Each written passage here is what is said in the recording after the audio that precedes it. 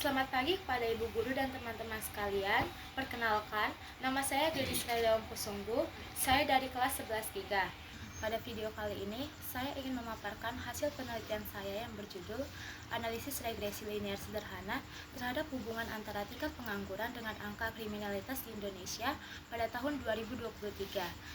Sebelum kita masuk ke data dan pembahasan, mari kita pahami terlebih dahulu apa sebenarnya yang dimaksud dengan regresi, serta bagaimana awal mula sejarah ditemukan metode ini. Secara statistika, regresi merupakan metode yang digunakan untuk mengetahui hubungan antara variabel independen atau bebas dan variabel dependen atau terikat. Regresi juga digunakan untuk melihat pengaruh suatu variabel terhadap variabel lainnya, serta membantu dalam melakukan prediksi. Kalau melihat sejarahnya, istilah regresi pertama kali diperkenalkan oleh Sir Francis Galton pada tahun 1886 melalui penelitiannya tentang tinggi badan. Galton menemukan bahwa tinggi badan anak dari orang tua yang tinggi cenderung kembali mendekati rata-rata populasi yang dikenal dengan istilah regres. Selain itu, dalam analisis ini, kita juga akan mengenal istilah koefisien determinasi atau R-square. Nilai ini digunakan untuk mengetahui seberapa besar pengaruh variabel independen terhadap variabel dependen. Nilai koefisien determinasi diperoleh dari kuadrat koefisien korelasi Pearson dan biasanya dinyatakan dalam bentuk persentase. Semakin besar nilai R-square, maka semakin besar pula pengaruh variabel X terhadap variabel Y. Lalu, apa yang melatar belakangi penelitian ini? Seperti yang kita tahu, pengangguran merupakan salah satu permasalahan sosial dan ekonomi yang masih menjadi perhatian utama di Indonesia. Tingginya tingkat pengangguran dapat berdampak pada meningkatnya kemiskinan, menurunnya kesejahteraan masyarakat, serta berkurangnya kualitas hidup. Di sisi lain, kriminalitas juga menjadi masalah sosial yang dapat mengganggu keamanan dan ketertiban masyarakat.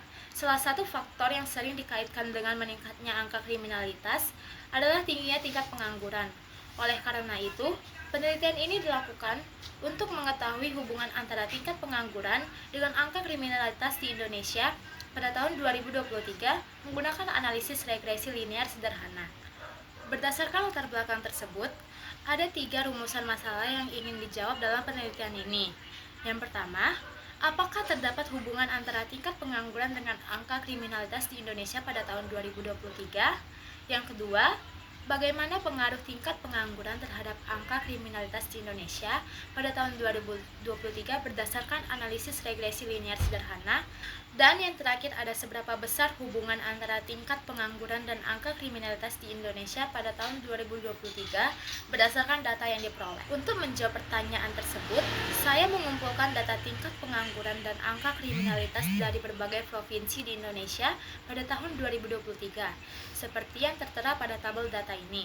Dari data mentah tersebut, saya melakukan langkah perhitungan menggunakan rumus statistik untuk mencari nilai X kuadrat, XY, dan Y kuadrat. Hasil total penjumlahannya bisa kita lihat di bagian bawah tabel, di mana total sigma X sama dengan 76,2, total sigma Y 477, sigma X kuadrat 410,64, sigma XY sama dengan 2549,5, dan sigma Y kuadrat sama dengan 23.467. Langkah berikutnya adalah penyelesaian matematisnya. Pertama, kita mencari nilai rata-rata X dan Y, di mana didapat X rata-rata sama dengan 5,08 dan Y rata-rata sama dengan 31,8.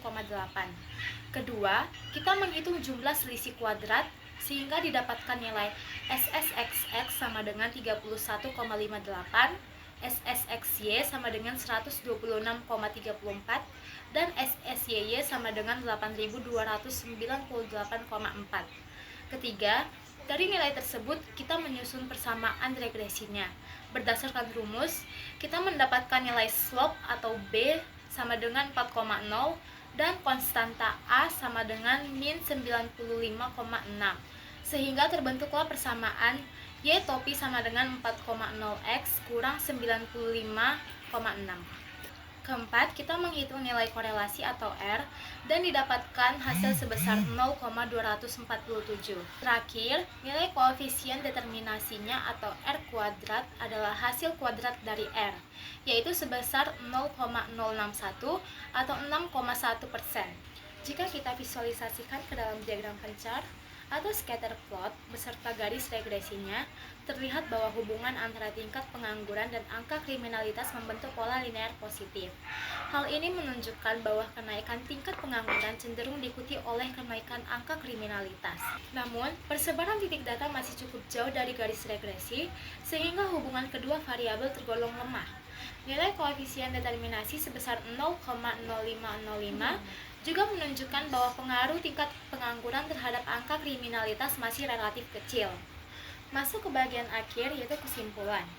Berdasarkan hasil penelitian dan analisis regresi sederhana yang telah dilakukan, terdapat hubungan linear positif antara tingkat pengangguran dan angka kriminalitas di Indonesia pada tahun 2023.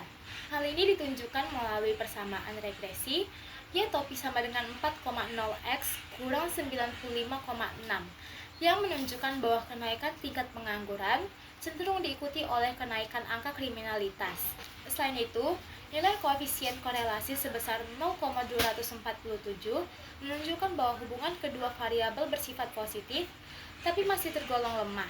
Nilai koefisien determinasi sebesar 0,061 atau 6,1% juga menunjukkan bahwa tingkat pengangguran hanya memberikan pengaruh kecil terhadap angka kriminalitas, sedangkan sisanya dipengaruhi oleh faktor lain seperti kondisi ekonomi, pendidikan, lingkungan sosial, dan kepadatan penduduk. Sekian pemaparan hasil penelitian dari saya. Jikalau ada salah kata maupun perbuatan selama penyampaian materi tadi, saya mohon maaf. Terima kasih banyak atas perhatian Ibu Guru dan teman-teman sekalian. Sampai jumpa dan selamat pagi.